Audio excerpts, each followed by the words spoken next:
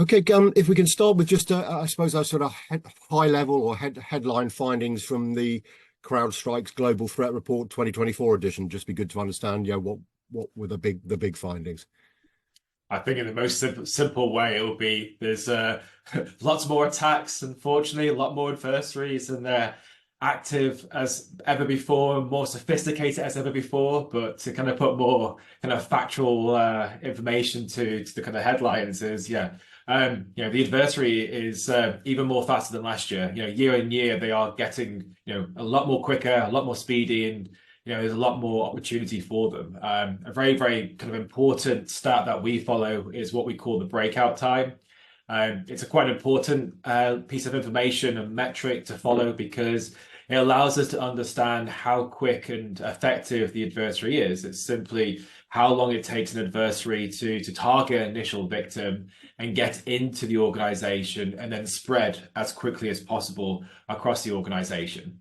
The reason why it's so important to kind of track this metric is, you could have the biggest and baddest cyber adversary out there, but if they're on one single machine, it's very easy to stop them. You could simply just go up to the device, unplug it, and congratulations, you've stopped a threat actor. But the second they are able to start moving laterally and jumping across a network, you pretty much go from an incident to a security breach. It becomes a lot more harder and a lot more tedious. And this is typically when organizations will be having, Zoom calls and legal jumping in. And what we found was that we actually saw an average of 62 minutes it took a threat actor from targeting initial patient zero and being able to start compromising and moving laterally within an organization. So we take all that information together. It means that organizations on average have 62 minutes to make their life as easy as possible and stop an attacker.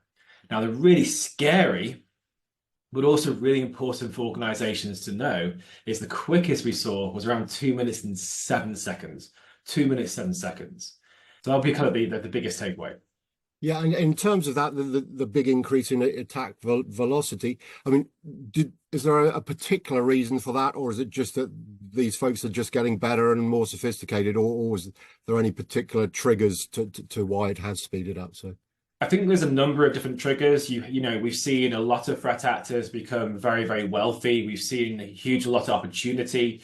Organizations are, really changing and shifting how they operate themselves. And I think amalgamation of all these, give reason why velocity, but also, simply being it, there's a lot more threat actors out there. Once again, this year, we've identified a huge increase of brand new threat actors that we hadn't seen previously. So a lot more criminal organizations are seen as a great opportunity to target, victims.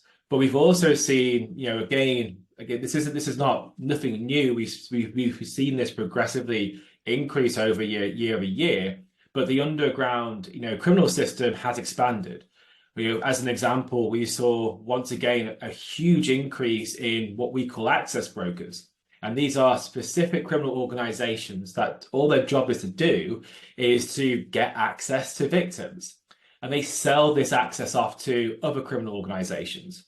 And now that's important to understand because what it means is this is not just a single, criminal group or person targeting, an organization. It could be multiple criminal groups working alongside each other or working for each other. But what it also means is that actually what most people say the hardest thing to do is getting into an organization. So if you're a new criminal group wanting to make some money, simply all you need to do now is buy access to a victim, buy some tools off the shelf. And really what that means is the barrier to entry for these criminal groups has massively decreased year on year. So again, you can be highly profitable without having the skills of being a highly sophisticated threat actor. You're using those skills from other criminal groups. Okay, and in terms of some of the other sort of notable findings, I think you highlight that stealthy attacks, there's a spike in that. So, I mean, perhaps you might define what you call stealthy attacks, and also, again, if there are any particular reasons why the spike.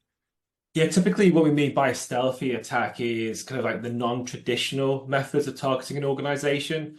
Typically when we talk about, cybersecurity and organizations being impacted, we talk about malware. that is like a software and application being deployed. It executes, and typically on the in the movies we think wide disruption and chaos suddenly appears. Um, it's quite a traditional method. It's quite noisy, really, from an attacker perspective, because you're bringing unknown software into an environment, and a lot of organizations for a long time are looking for unknown software, something that shouldn't be there as usual. And what we mean by stealthy is simply attackers looking like everyday people, looking like a normal user, looking like a normal admin. So rather than bringing some brand new piece of software that's never been seen before in the organization, actually masquerading as legitimate users. And that's, of course, more effective because, even if you've got security teams and people looking for, the unknown, you're not looking for the known because it's just noise. It's very hard to find, a threat actor that is looking very legitimate.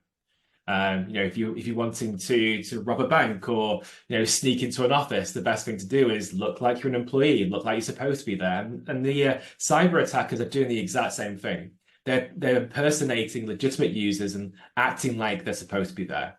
From a technical perspective, the way they're doing this is simply getting hold of legitimate credentials. So we've seen a huge increase in targeting of individuals just to try and get usernames and passwords, but also stealing identities off the individuals and using those as a way of getting into the organization. But as well as that, again, year on year, we've seen a huge decrease on traditional malware being used and tools that we call living off the land. So they're again the same tools that are already on your systems, already used by your administrators, that are highly effective for the bad people, the malicious threat actors, to simply take over networks and do what they need to do to take those organizations and victimize those organizations. Okay, and another thing that you highlighted is the fact that the adversaries are following both sort of individuals and organizations to the cloud. I mean, is there the assumption there that people think by going into the cloud they potentially are more secure and therefore they're kidding themselves because that's not the case? Or just if you can explain, what's going on there in terms of that cloud security or lack of, shall we say? Yeah, and again, this is kind of a bit of a lot of time people feel that maybe the cloud isn't as secure as kind of the traditional ways, and that's not true at all. Cloud environments offer us huge array of security functions and tools that were not available on the traditional ways of deploying on premise.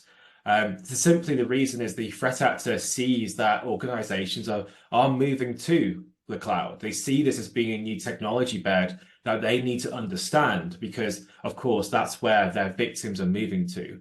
Now, like all things, of course, everything can be secure, but if you rush into, a cloud transformation project or cloud project and forget about security, funnily enough, if you don't enable security, you're not going to be secure.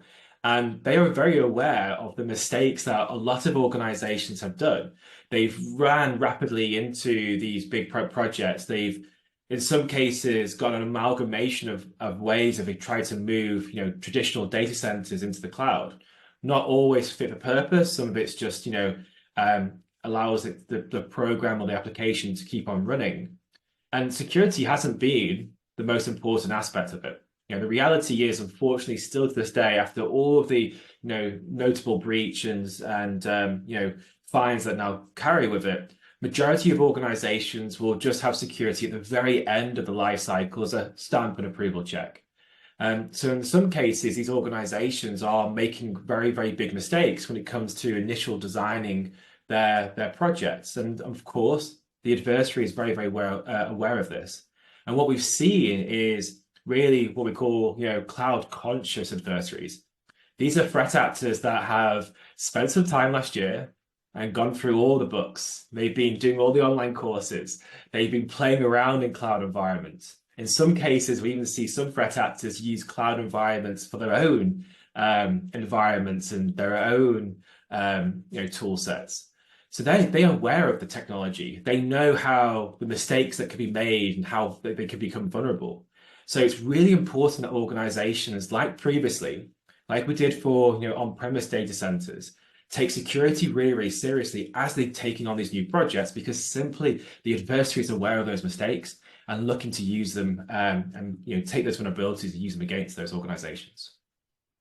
And is it still the case that a lot of companies don't necessarily understand the boundaries of security responsibility? So they go to the cloud and they potentially and somewhat naively think that whoever's hosting their cloud for them has got security covered, so it's no longer their problem. Or even if that's not the case, they still don't understand sort of where their responsibility ends and where the cloud providers take over. Is that still the case or not? I think it's actually an amalgamation, and I think it's not just one thing. Some cases maybe that's true, but we know that a lot of the cloud vendors themselves are pushing very hard to be very transparent about the ownership and where security responsibility comes into play. I think in some cases, just what we're doing here today is about making sure organizations are aware of the truth. I think there's still a mentality that maybe it will happen to one organization, but it won't happen to ours. But actually, this is really quite more frequent than we may expect. Just because it's not in the news every single day doesn't mean that organizations are being targeted. Your peers could be targeted. You just never hear about it because, it's underprivileged, or they're just dealing with the incident as usual. It might be something quite severe, but they're able to defend themselves. So, it's really, I think it's about organizations being really aware of the importance of security in their architectural projects and actually building into a culture. Security shouldn't be an afterthought. It should be right at the beginning. We should be making sure that everything we do when it comes to architecture or our employees working day to day, that security is a crucial part of that mindset. Making sure as we build a new technology, as we move, a virtual instance from an on-premise infrastructure into the cloud, we're doing it with the right purposes, with security being at the forefront of those processes. Okay, and we've managed to have an IT conversation without mentioning AI for a little while. So I think, not totally surprisingly, that you've uncovered the fact that on the horizon, at least, the exploitation of generative AI is something to look out. I mean, are we still in the infancy, or is it already a real thing? And I guess I know it's a bit of an unknown picture, but is this going to be a whole new level of sort of attacks because of what generative AI allows the bad actors to do? Yeah, and unfortunately, we've started to see a lot of threat actors utilize, generative AI already. As an example, we saw an adversary use a generative AI tool that's freely available to get some quick shortcuts. They simply didn't know how to do a certain task, asked the generative AI to gather the information for them, create a script, and able to use that to support their ability to target an organization. So just as the same conversation that a lot of businesses are having today about, hey, how can we use generative AI to speed our processes? The attackers are already doing that as well. We've seen a lot of interest in generative AI and AI in a whole with adversaries for some time. How they're using this now, varies. We've seen organizations use like deep fakes as a way of trying to, masquerade themselves and social engineer victims. I think we'd also forget there's actually still quite a human touch when it comes to these cyber incidents. Sometimes that initial access to credentials is done by the adversary calling a victim on the phone or jumping on a virtual call. Things like deep fakes where you can masquerade your voice or even your visual, the person itself, can actually help that adversary be able to get what they're after, like the credentials or access to an organization. But on the other side, we have seen adversaries start using a lot of tools out there that are originally designed for software engineers and software developers to aid their ability to create code quickly. And of course, they're looking to utilize those tools to be able to understand how they can make malicious code quickly or malicious code better, or be able to kind of expand that abilities and coverage. I think it's going to be very interesting. I think the most important thing is that we understand that AI has a benefit as well. And organizations need to not just see this as being something that's negative or something that can be used by the adversary, but in security, we've been utilizing AI for the decade plus. We can actually use AI to out and innovate against the adversary. And I think it's really important that as we approach artificial intelligence, we don't just look at it for its negatives, but actually see it for the wealth of positives it has as well in places like security, where we can augment the security teams and we can really automate a lot of those processes. And I guess there's been quite a lot of talk in the media already that we got a busy election year, shall we say, across the globe. And again, you mentioned about the movies early on. I mean, it's kind of suggesting that if not the election can be completely sort of rigged by AI, at least it can be just. I mean, what's your thought? Is it a little bit overhyped as to what could happen, or do you honestly think that generative AI could completely skew certain results, or because of what people are tricked into believing, if you like?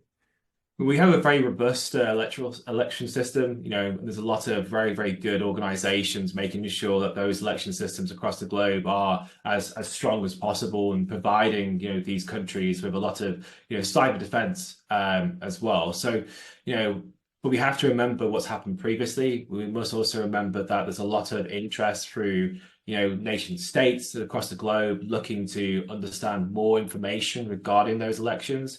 And so again, I think it becomes important that we're cognizant of those issues, cognizant of the technology that's out there today. And I think it's really important that, again, the everyday person is aware of this, being able to understand where information comes from, be able to fact check it for themselves and not just take a video for what it actually is. It could easily be manipulated, which we've seen in the past. Yeah, and then in terms of the actions that could be taken, the mitigation to address some of this or all of what we've discussed in terms of the attacks. I think yourselves, Crowdstrike, you recommended a platform approach. So can you just expand on that? What that involves?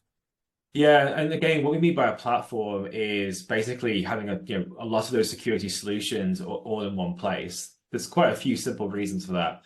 If you look at the approach for a lot of organizations today, they've got disparate technologies, they've got lots of tools that may be providing one single feature.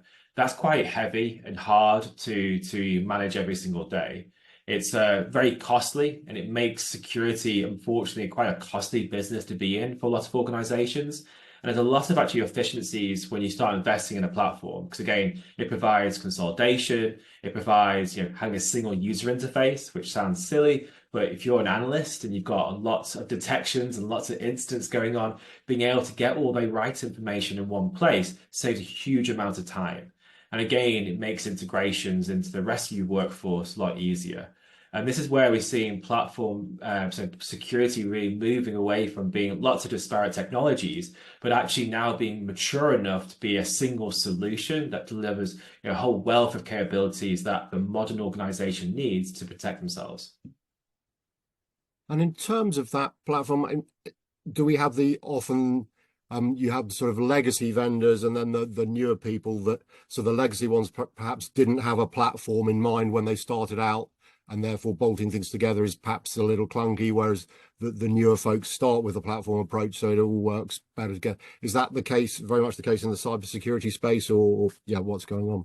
I think it really depends on the organization itself. It really comes down to the architecture they built on and actually making sure they had a platform vision in the first place. So you look at CrowdStrike, we always had a vision of a platform. We're also cloud delivered, which means that we can, bolt on new technology and capabilities very, very easily.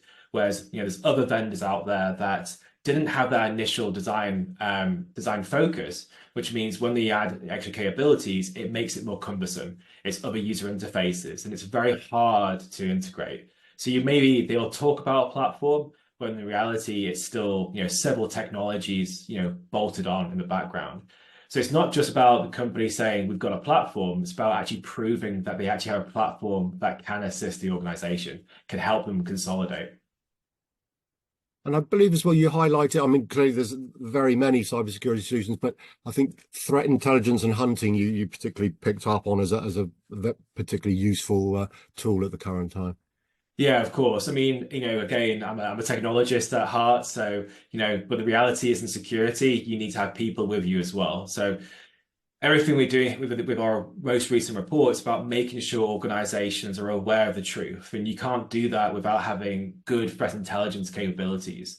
How do you know what a threat actor is doing or know what you should be defending your organization against if you don't know what the threat actor looks like or the tools and techniques they're using? And that's why threat intelligence is so important. But on the other side, yes, threat hunting is even more important. It's about having people that are able to take everything they understand and start being more theoretical or hypothetical. How can we make a hypothesis on an idea that an attacker could take and make sure that we're looking for it as well? Tools and technology is great. Automation is fantastic for dealing with majority of the noise, the 99.99%.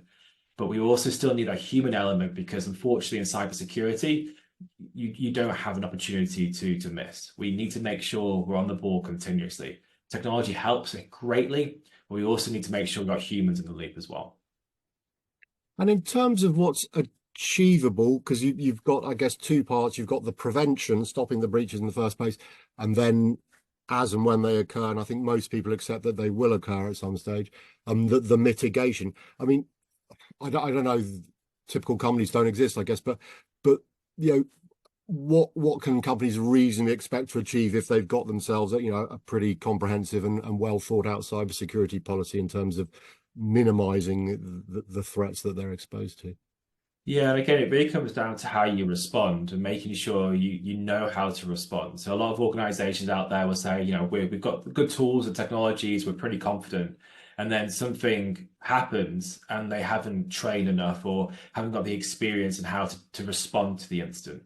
And the reality is, when it comes to cybersecurity, if something bad does occur, if an incident does start, how you are able to deal with it makes a big difference of the outcomes in the end. Difference between actually having a quite a severe incident and breach versus having something that is quite just another business as usual security incident. So if you're not training yourselves, first of all, continuously, you're not training your people to understand the processes, understanding how they should respond to an incident, you're not going to be in a good situation if something happens. And always it happens on a Friday afternoon. So it's always going to be an annoying weekend or two. So again, it's about investing in the right technology to support that, but also the right people and the actual training of those people continuously to make sure that they're able to understand the newest threats, the newest adversaries, and they've got that ability to respond to those types of attacks on a continuous basis.